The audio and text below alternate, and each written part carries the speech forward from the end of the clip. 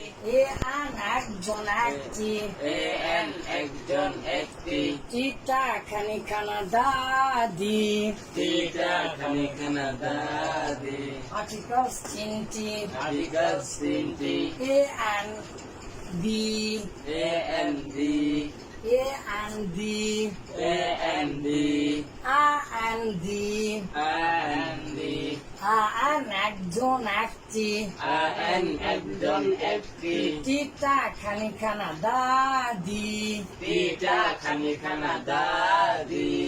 আজকের একটা পড়া যেটা আপনারা এসএসসি এইচএসসি সকল প্রকার শূন্যস্থানে প্রয়োজন পড়ে, তবে এসএসসির এবং এইচএসসির 1 নাম্বার কোশ্চেনে পার্টস অফ স্পিচে বিশেষ করে শূন্যস্থান পূরণে এটা আসে। এটা এর আগেও পড়ানো হয়েছে, ছোটবেলা থেকে আমরা পড়ে আসতেছি, এই জন্য আমরা একটু গভীরভাবে জানার চেষ্টা করব। এই জন্য ছন্দ সহ আমরা বিস্তারিত লিখেছি। দেখেন বলছে আর্টিকেলস বা ডিটারমিনার। ডিটারমিনার মানে নির্দিষ্টকরণ, আপনি যাকে চিনেন। গতকালকে আপনাদেরকে বলে দিয়েছিলাম আসলে টিটা খানিখানা দা দিয়ে মানে এই দা এর উচ্চারণ কখনো দি হয় কখনো দা হয়, আর এর বাংলা অর্থ আসে টিটা খানিখানা, এই 4টি অর্থ আসে। সেটা কিভাবে? এই যে এইভাবে, যে কোনো নাউন প্লাস টিটা খানিখানা। যেমন বই একটা শব্দ, বই একটা শব্দ, বই বই বই বই, কোন বই আমরা চিনি চিনি না। এখন যখনই বলবো বইটি, তখন এই নাউনের সাথে টি লাগানোর সাথে সাথে আমাদের কাছে একটা চিন্তা চলে আসে। পৃথিবীর সকল শব্দ মারিফা না নাকিরা বা ডিটারমিনার্স অর্থাৎ এই আর্টিকেলস, যেহেতু 2 প্রকার আমরা জানি, ডিফিনাইট আর্টিকেল আর ইনডিফিনাইট আর্টিকেল বা ডিফিনিট ইনডিফিনিট। সেই ডিফিনিট আর ইনডিফিনিট কিভাবে চিনব? যখন আমরা কোন দিয়ে প্রশ্ন করব। কি দিয়ে? কোন দিয়ে। এর আগে যখন নাউন শিখিয়েছিলাম তখন আপনাদেরকে বলেছিলাম যে কোন দিয়ে প্রশ্ন করলে যদি উত্তর আসে তাহলে সেটা প্রপার নাউন বা মারেফা বা নির্দিষ্ট, আর যদি প্রশ্ন করার পরে উত্তর যদি না আসে নির্দিষ্ট তাহলে সেটা হবে কমন নাউন বা অনির্দিষ্ট। আসলে আর্টিকেলস বা মারেফা কি বা নাকেরা কি, ডিফিনাইট কি আর ইনডিফিনাইট কি, খুবই সহজ। আমার দিকে look at me and think deeply. Okay? যখনই একই জিনিস, example is that better than preset, so look at this. This is a pen. I don't know. এটা একটা কলম, একটা কলম। এইরকম হাজার হাজার লক্ষ লক্ষ কলম আছে কিনা পৃথিবীতে, কিন্তু যখন আমি বললাম এটা একটি আহসানের কলম, কার কলম হয়ে গেল? আপনি যে আহসানকে চিনেন সেই আহসানের কলম। একই কলম আপনি আহসানের করে দেওয়ার ফলে এটা নির্দিষ্ট হয়ে গেল। ঠিক আছে না? তো পৃথিবীর যে কোনো জিনিস একই বাক্য হতে পারে যদি সেটা আমাদের মাথায় পরিচিত থাকে, যদি সেটা আমরা চিনি। মারিফা মানে পরিচিত না? আবার ডিফিনাইট মানে নির্দিষ্ট না? নির্দিষ্ট মানে কি আমাদের জ্ঞানে পরিচিত আছে, আমাদের জ্ঞানে। এই একটা কথা যদি ভুলে যান তাহলে কোথায় এ লাগাবেন আর কোথায় দা লাগাবেন জীবনেও পারবেন না, সারা জীবন পড়লেও না। আর যদি এটা গভীর ভাবে উপলব্ধি করে যে যেই জিনিসটা একই জিনিসের সামনে, আমরা প্র্যাকটিক্যালে দেখবো ইনশাল্লাহ, একই জিনিসের সামনে আমরা দাও দিতে পারি আবার এও দিতে পারি। যদি আমাদের পরিচিত হয় তাহলে আমরা দা লাগাবো, আর যদি পরিচিত না হয় তাহলে আমরা এ লাগাবো। কেন কখন এ লাগাবো একটু পরে বলছি। লাইক দিস, এটা একটা কলম না? Give me a pen, give me a pen. আমাকে একটা কলম দাও। এখানে কতগুলো কলম আছে? আমাকে একটা কলম দাও। আপনি যে কোনো একটা কলম দিয়ে, তাহলে আপনি বুঝেছেন একটা কলম, যে কোনো একটা কলম আপনার কাছে নির্দিষ্ট নয়। এখন যদি আমি বলি give me your pen, give me You. Your pen, তোমার কলম দাও। তখন কি আপনি এতগুলা বুঝবেন না আপনার কলম যেটা সেটা বুঝবেন? আমার কলম ধরে সেটা বলি। তাহলে গিভ মি ইয়োর পেন, বা আবার যদি আমি বলি give me the pen, give me the pen, কলমটি দাও, মানে অনেক কলম আছে তার মধ্যে যে কলম আমি চিনি আপনি চিনেন সেই কলম দাও। কেন, কিভাবে কিভাবে এটা হচ্ছে? আসলে পৃথিবীতে আরবি ভাষায়, বাংলা ভাষায় একজন আরবিতেও এক শব্দটা এক বচন হওয়ার কারণে গোপন থাকে, এক আর বলতে হয় না। বাংলাতেও একজন, একজন বা একটি, এই শব্দটা গোপন থাকে, এই জন্য বলতে হয় না। কিন্তু কি ইংলিশে যেটা একটা মানে সিঙ্গুলার নাম্বার, অবশ্যই তার আগে কি লাগাতে হয়? এ অথবা অ্যান লাগাতে হয়। আর এ আর অ্যানটা এসেছে ওয়ান থেকে। কোথায় থেকে? ওয়ান। অ্যান মানে কি? একটা, কোন জিনিস একটা। এটা চেনার উপায় হচ্ছে সংখ্যার সাথে থাকবে, এই যে একজন অথবা একটি। কিন্তু যখন আমরা দেয়া দিব, দেয়াটা এসেছে দিস থেকে, দিস পেন, এই জন্য আর্টিকেলস বা ডিটারমিনারটা মূলত অ্যাডজেক্টিভ। কি? অ্যাডজেক্টিভ। আমরা ব্যবহারগত দিক থেকে গতকালকে আমরা দেখেছি। তাহলে এই জিনিসটা কিভাবে, যেমন দেখেন এই ডাটা টিটা খানিখানা, যেমন আমি বললাম কলম পি, কলম পি, এটা হচ্ছে কলম একটা নাউন, আর এর সাথে টি এসেছে। যখনই আমরা বললাম কলম টি, তার মানে আমাদের জ্ঞানের মধ্যে কি আছে বাবা? ওই কলমটা আমরা চিনি, তা না হলে আমরা টি বলবো না। আর যখন বলবো একটা কলম, আপনারা প্রশ্ন করেন হাত, হাত হাত হাত হাত হাত হাত দ্বারা প্রশ্ন করেন, হাত হাত হাত, কোন হাত আপনি জানেন? পৃথিবীতে লক্ষ কোটি হাত আছে, আছে না নাকি আরিফ? আছে। বুঝতে পারছেন বাবা? জি। আলহামদুলিল্লাহ। তাহলে আপনি কার হাত আপনি জানেন?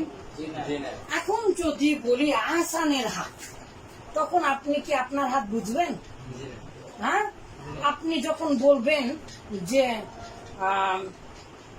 আমার বই, যখন আপনি বলবেন আমার বই, তখন আপনি কি বুঝবেন? আমার বই বুঝবেন না আপনারটা বুঝবেন? আপনার একটা নির্দিষ্ট বই আছে, সেই বইটা বুঝবেন। আর এমনি বই বই বই বই বই বই বই বই বই বই বলে, পৃথিবীতে কতগুলো বই আছে আমরা কি চিনি? ঠিক এইরকম জিনিসটা, যখনই কোনো নাউনের সাথে টিটা খানিখানা দিব, সেটা নির্দিষ্ট হয়ে যাবে।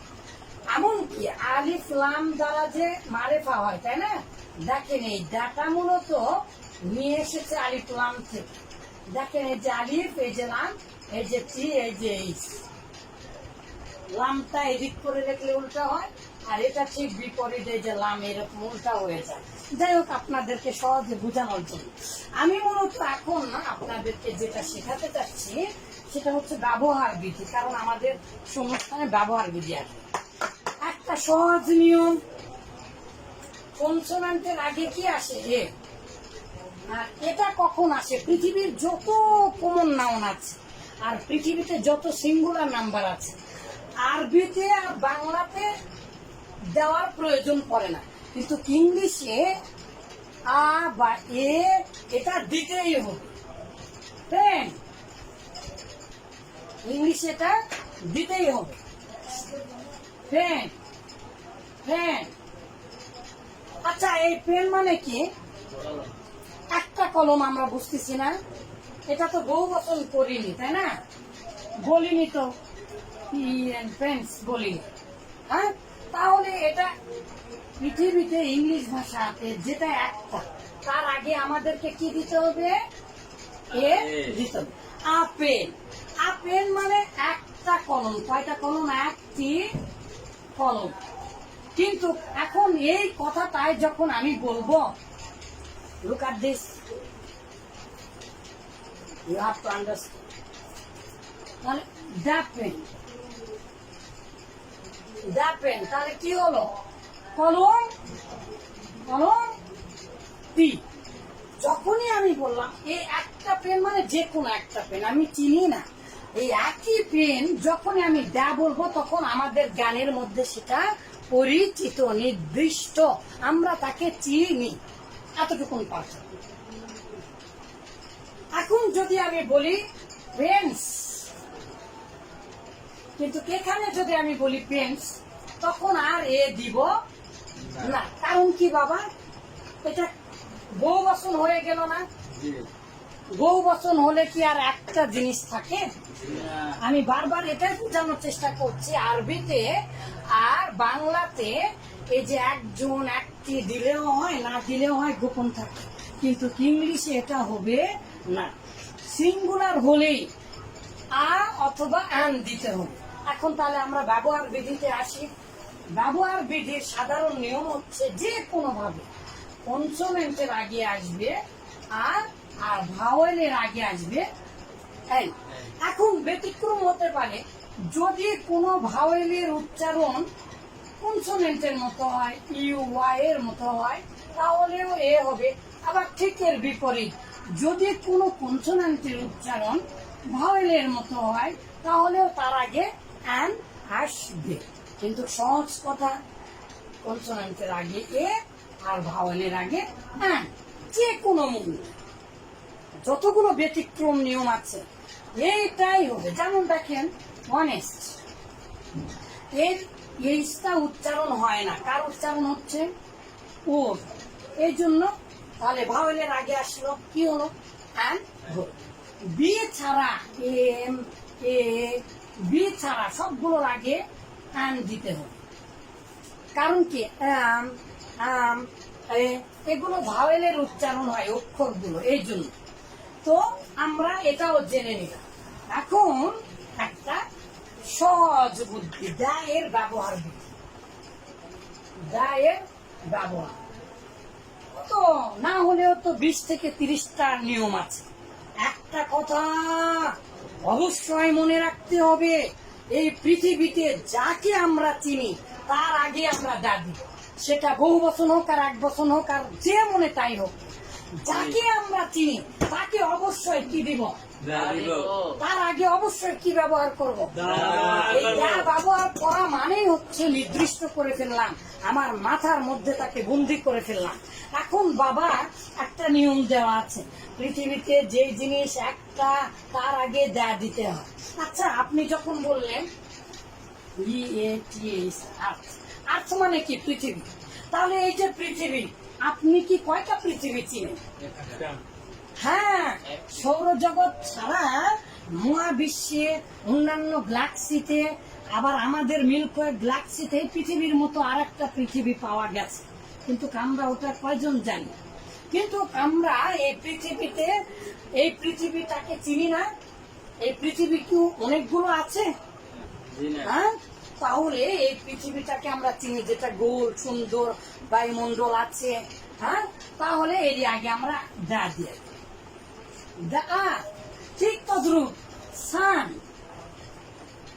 লক্ষ কোটি সান আছে, কিন্তু আমরা কয়টাকে চিনি? আর আমরা যেটাকে চিনি তার সাথে তো থাকি নাকি? তাহলে আমরা এটা, এই সানটা আমাদের কাছে কি পরিচিত না? তাহলে কোরআন মাজিদ, দা হলি কোরআন, দা হলি কোরআন, দা হলি কোরআন। আচ্ছা, এই কোরআনটা পৃথিবীতে কয়টা? কোটি কোটি সংখ্যা আছে, কিন্তু কোরআন কি পৃথিবীতে হাজার হাজার? আলিফ লাম মিম থেকে নিয়ে মিনাল জিন্নাতি ওয়ান নাস, এটা একটাই কোরআন। তাহলে তার আগে দা দিই আমি। আপনারা এখন ব্যবহার করেন B practical man, B practical. এটা আমার কলম, আর কিছু বললাম না, এটাকে আপনি চিনেন। আর এটা আর রেড পেন, একটা লাল কলম, এটা আমার কলম, আর এটা শুধু একটা কলম। তাহলে এটাকে কি ব্যবহার করবেন? তাহলে দা পেন কেন ব্যবহার করলেন? আপনার পরিচিত, কারণ এটা আমার কলম, আপনি চিনেন, যেটা আপনার মাথার মধ্যে বুদ্ধি, আপনি চিনেন যেটা যেটা আপনার কাছে পরিচিত, যেটা নির্দিষ্ট, তার আগেই দা দিবেন। কিন্তু রেড পেন, একটা লাল কলম, আপনি এটাকে একটা বললেন, আপনি চিনেন, এই জন্য কি বলবেন? আর রেড পেন, আপনি এটাকে চিনেন না কিন্তু এই যে দা পেন বলে কি আপনি বহু বচন বুঝালেন? একটাই বুঝালেন, কিন্তু তার আগে কিন্তু কে অ্যান দিলেন না। কারণ এ অ্যান দিলে সেটা সাধারণত অনির্দিষ্ট বুঝায়, চেনা যায় না। তো সহজ একটা বুদ্ধি আমরা কি বের করেছিলাম। এখন আমরা প্র্যাকটিক্যালে যাব, দেখেন কত নিয়ম আছে।